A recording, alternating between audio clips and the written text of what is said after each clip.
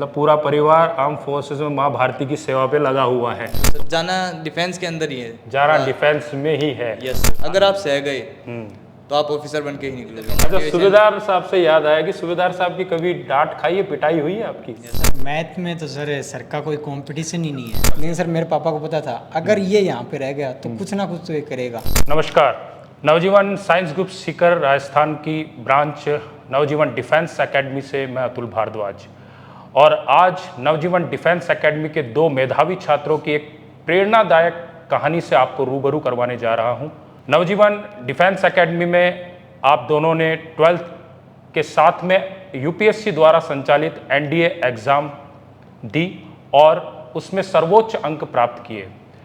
और मेरा मानना यह है कि स्कूलिंग के साथ में कॉम्पिटिटिव एग्ज़ाम्स के इस दौर के अंदर विद्यार्थियों में बहुत प्रेशर होता है, कई चुनौतियों का सामना करना पड़ता है और उनके पास बहुत सारे अवसर भी होते हैं।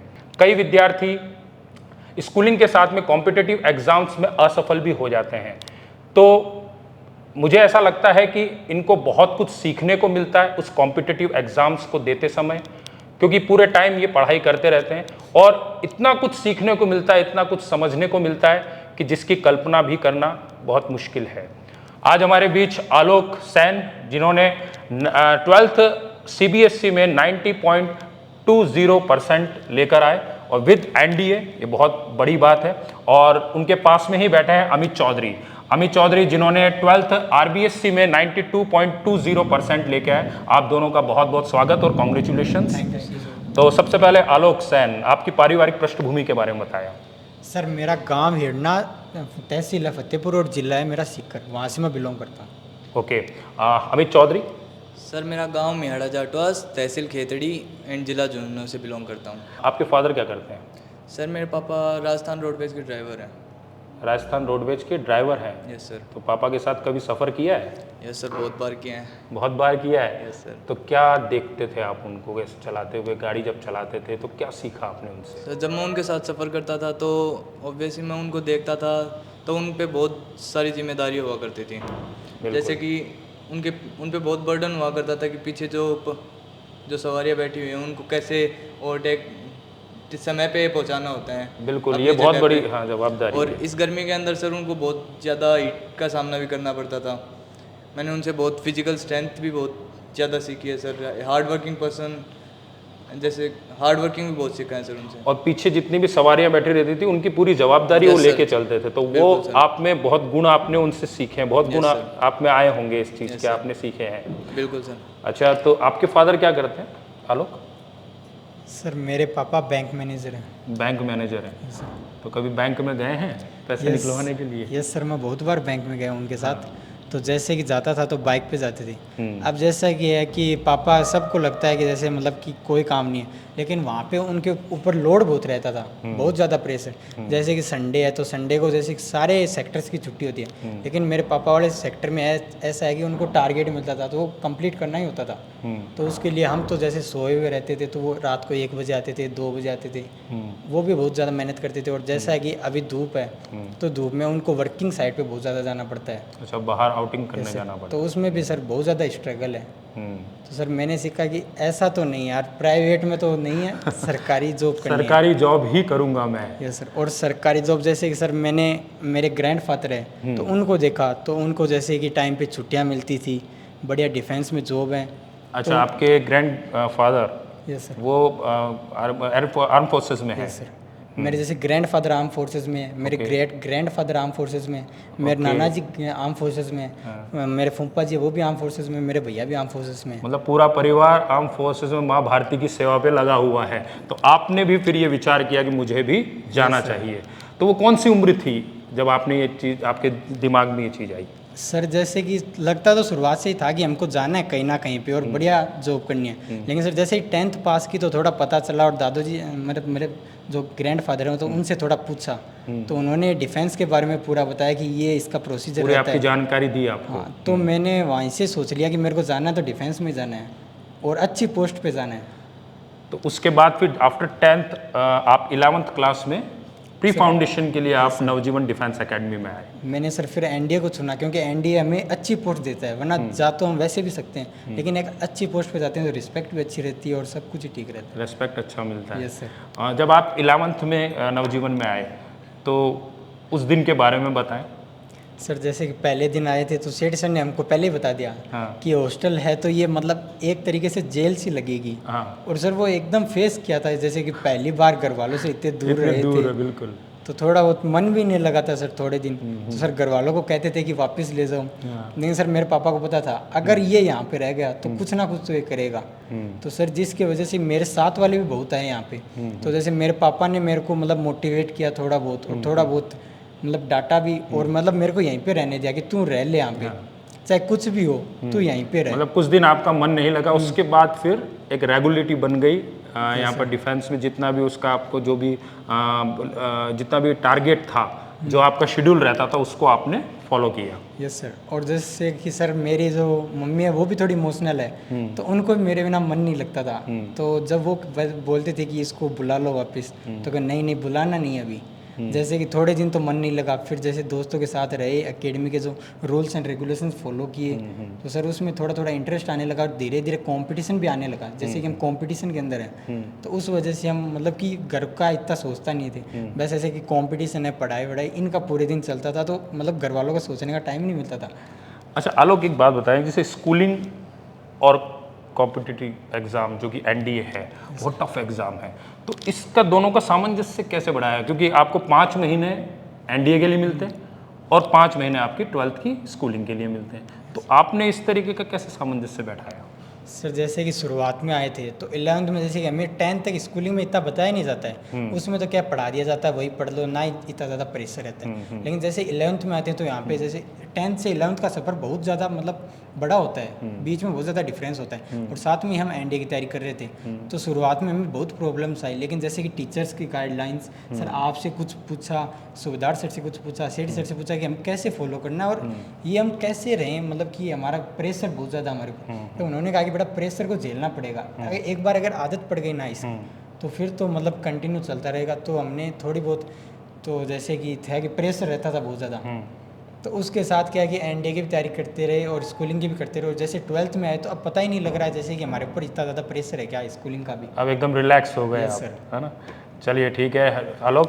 अमित, मैं आपसे पूछना चाहूँगा कि जब आप 11th में आए, तो जब पहली बार आप नवजीवन डिफेंस एकेडमी में आए 11th में, और 12th में आपने 92.20% प्राप्त किए, तो पहले दिन के अमित में और ये जो परसेंट लेके आया उस दिन के अमित में क्या डिफरेंस है, क्या चेंजेस आए?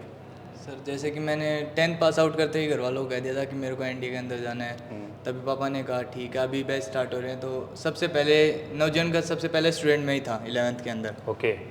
तब मैंने आगे सेठी सर से मिले हम, उस दिन स्पोर्ट्स मीट भी थी, तब सर ने हमें सब कुछ बताया कि यहाँ पे स्पोर्ट्स मीट भी होती हैं, हर दिन वो भी होता है। फिर हमें हॉस्टल दिखाया गया, तब सर ने बताया कि हाँ तुम घबराओगे बहुत बार कि नहीं मेरे को घर पे जाना है, डर भी लगेगा, पिटाई होगी, तब तुम्हें ऐसे भी लगेगा क्यों मेरी कोई गलती नहीं थी लेकिन मेरे को पीट दिया। आप घर पे फ़ोन करोगे, लेकिन आपको वो सब कुछ सहना होगा। अगर आप सह गए तो आप ऑफिसर बन के ही निकलोगे। क्या बात। तब सर इतना लगता नहीं था कि इतनी जानकारी नहीं थी सर, इतने रिस्पॉन्सिबल नहीं थे। लेकिन जैसे जैसे डिफेंस के अंदर आए, रिस्पॉन्सिबिलिटीज़ आई, एज ए शेड्यूल के अंदर धीरे धीरे ढलने लगे डिफेंस वाले के अंदर, और तब से सर बहुत ज़्यादा मैच्योर हो चुके हैं। अब ऐसे फील ही नहीं होता कि हम नॉर्मल पर्सन है। अच्छा, ऐसी कोई गलती जो आप भूलना चाहेंगे, जो आप आगे याद नहीं रखना चाहेंगे, ऐसी कोई गलती हुई है आपसे इस दौरान? सर जैसे कि हम स्टार्टिंग में आए थे तो इतना ध्यान नहीं दिया करते, टीचर्स हमें बताया करते थे कि ऐसे करो, तब हम सोचते क्या यार ये ऐसे ही हो जाएगा, आराम से हो जाएगा। तब हमने ध्यान नहीं दिया इतना, लेकिन वो असर अब याद आता है कि वो गलतियाँ थी हमारी। अब वो नहीं तो और भी अच्छे परसेंटेज आप कवर कर सकते थे। बिल्कुल सर। चलिए, सीखने से ही आदमी आगे बढ़ता है। और अच्छा, एक और बात कि मैंने एक चीज़ सुनी है कि सेठी सर की जब मैथ्स की क्लास आती थी तो बिल्कुल 1 मिनट भी लेट नहीं होती थी वो क्लास, क्या ये सच है? यस सर, बिल्कुल सर। सर जैसे कि हमारा ब्रेक होता था तो हम तो बाहर जाते थे, और सर जैसे हम बाहर निकलते सर गेट पे खड़े रहा करते थे, हम बाहर जाते थे और सर अंदर आ जाया करते थे। जब तक हम बाहर से वापस लौट के आते तो सर बोर्ड क्लीन करके और कंप्लीट हेडिंग डाल के पढ़ाने के लिए तैयार खड़े रहते थे, 1 मिनट भी वेस्ट नहीं जाने देते थे। 1 मिनट भी वेस्ट नहीं जाने देते। जाने बच्चों की पढ़ाई के लिए बहुत सजग हैं बिल्कुल सर। सर। और इसी कारण मैंने बताया कि मैथ्स में जितने भी स्टूडेंट्स हैं, मतलब 69 समथिंग स्टूडेंट्स हैं, जिनमें 39 स्टूडेंट्स के 90% से ऊपर है मैथ्स में, तो ये बहुत बड़ा अचीवमेंट है सर के लिए भी। और आलोक, मैं पूछना चाहूँगा कि जैसे आपका शेड्यूल क्या रहता था, आपने किस तरीके की से तैयारी की, क्योंकि डिफेंस का बहुत टाइट शेड्यूल होता है और फिर आपको भी अपने हिसाब से टाइम टेबल बनाना पड़ता है, क्योंकि आपको परसेंटेज कवर करना है, तो उसको किस तरीके से आपने निभाया? सर जैसे कि पहले तो डिफेंस का शेड्यूल था, तो उसमें क्या था कि सुबह क्लासेस हैं, बाद में हमारा लंच होता था, फिर थोड़ी और क्लासेस, फिर सेल्फ स्टडी। तो इसमें जैसे कि हमारे 12th में सेल्फ स्टडी के ऊपर ज़्यादा ध्यान दिया गया कि बच्चों को जितनी ज़्यादा सेल्फ स्टडी होगी उतने ज़्यादा उसके मतलब कि परफॉर्मेंस बेटर होगी। तो सर डिफेंस ने तो मतलब बना दिया था अपना जैसे कि रूटीन। तो सर फिर जैसे आपने बताया कि खुद का भी एक टाइम टेबल होना चाहिए जिसके हिसाब से हमें चलना है। तो जिसकी वजह से सर मैंने भी अपना टाइम टेबल बनाया। तो उसमें सर मैंने स्पेसिफिक कर दिया कि मतलब कि 1 आवर मेरे को ये वाला सब्जेक्ट पढ़ना है, 1 आवर मेरे को ये वाला सब्जेक्ट पढ़ना है। और सर जैसे कि आपने बताया था कि मतलब दोस्तों से जो भी नहीं आता तो मतलब टीचर से पूछो, दोस्तों से पूछो, वही सर मैंने फॉलो किया। जैसे कि आप क्लास में कई बार आते थे तो सर आप हमको बताते थे कि मतलब सेल्फिश हो जाओ पढ़ने के लिए, तो सर उसी को मैंने थोड़ा बहुत फॉलो किया। और मतलब कि एनी टाइम है कि यार मेरे को पढ़ना है तो पढ़ना ही है, चाहे मेरा ये वाला टाइम टेबल है 6 से मेरे को 7 तक पढ़ना है, तो सर चाहे कोई भी आ जाओ मेरे को पढ़ना होता था तो पढ़ना ही होता था। और सर इसमें जैसे कि मेरा इन्वायरमेंट है, जैसे मेरे फ्रेंड सर्किल है, उन्होंने मेरा बहुत सपोर्ट किया है। अच्छा, आपको अमित मोटिवेशन कहाँ से मिला, क्योंकि इस पढ़ाई के दौरान बहुत स्ट्रेस भी होता है, तो आपका मोटिवेशन कौन था? सर ऐसे तो मोटिवेशन तो सर घर वाले भी थे, फैमिली भी थी, भैया भी थे, लेकिन सर बीच बीच में जैसे कि मोटिवेशन कम होता था तो सर जैसे कि आप आ जाते कभी थे। ऐसा बीच में दौर ऐसा नहीं आया कि कभी क्या कर लिया मैंने, छोड़ देते हैं इस चीज़ को? होने ही नहीं दिया सर, बीच में कभी आप आ जाते थे, कभी सुबेदार सर आ जाते थे, कभी सेठी सर का अच्छा, मोटिवेशन। सूबेदार साहब से याद आया कि सूबेदार साहब की कभी डांट खाई है, पिटाई हुई है आपकी? यस सर, बहुत बार हुई। बहुत बार हुई है। उसी पिटाई का नतीजा है कि ये रिजल्ट लेके आए हैं। Yes sir. कुछ ऐसा इंसिडेंस याद आ रहा है कुछ? सर जैसे कि नॉर्मल तो सर जैसे कि हम घर पे रहते हैं तो सर ज़्यादातर ऐसे ही सोचते हैं कि स्लीपर्स के अंदर बेटर फील होते हैं, तो हम यहाँ से बहुत बार ऐसे होता था कि पैर में थोड़ी बहुत लग जाती थी तो स्लीपर्स पहन के चले जाते थे डिफेंस के अंदर। पर वहाँ पे जैसे ही डिफेंस के अंदर एंटर करते थे, मेन गेट के ऊपर सुबेदार सर खड़े रहा करते थे।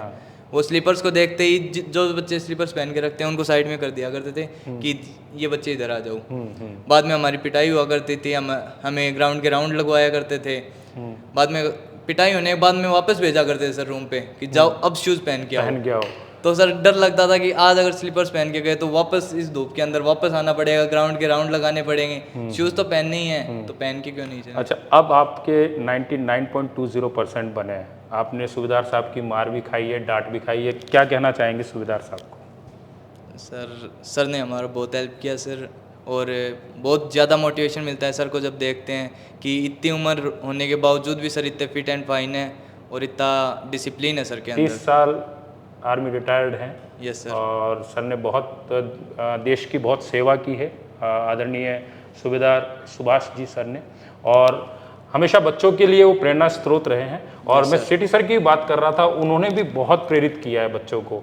और आपको क्या लगता है कि सर का मैथ्स में पकड़ कैसी है सर की? सर मैथ में तो सर का कोई कंपटीशन ही नहीं है। जैसा कि अभी तक मेरे को कोई भी टीचर मिला हो, सिक्कर में भी सर मैंने बहुत से टीचर देखे हैं मैथ के, लेकिन सर सेठी सर जैसा टीचर नहीं देखा। मतलब कि ये हमेशा एक बात कहते थे, मैंने उनको कहते हुए सुना है कि अगर क्लास में आए तो अपना 100% एफर्ट डाल दो। यस, बिल्कुल। और जैसे कि मतलब एक भी क्लास वेस्ट नहीं होनी चाहिए कि यार आज तो मन नहीं है, आज तो इनको बच्चों को नहीं पढ़ाएंगे। वो जिस दिन आते थे तो क्लास में बैठते नहीं थे, सीधा बोर्ड के ऊपर चले जाते थे और वहीं पे पढ़ाते थे बढ़िया। और सर जैसे पूरा एफर्ट डालते थे। और मतलब ऐसा है कि जैसे पढ़ने वाले बच्चे तो पढ़ेंगे, लेकिन जो नहीं पढ़ते थे ना वो भी पढ़ने लग जाते इंटरेस्ट लेने लग जाते थे। और जैसे कई बार जैसे बहुत ज़्यादा हम थक जाते थे तो मन नहीं होता था कि नहीं पढ़ना, तो सेठी सर क्या है कि बीच बीच में हमको जोक्स भी सुनाते थे। बोर नहीं होने, क्लास को बोर नहीं, ये एक टीचर की बहुत खासियत होती है। और सर कभी कभार जैसे मोटिवेशन थोड़ी कमी आई तो सर क्लास में वो हंसते हंसते ऐसी बातें बताते थे जो मेच्योरिटी लेवल की है। जो अगर एक मैच्योर मतलब पर्सन हो तो वो बैठ के सोचता है उसके बारे में, ये सही कह रहे हैं सर। तो सर वो बहुत ज़्यादा मोटिवेट करते थे और मतलब क्या है कि शेड्यूल के एकदम पक्के थे। ओके, अमित, अभी आपका रिसेंट अब क्या करना है आगे? सर अभी तो जैसे कि मैं एनडीए की तैयारी करूँगा।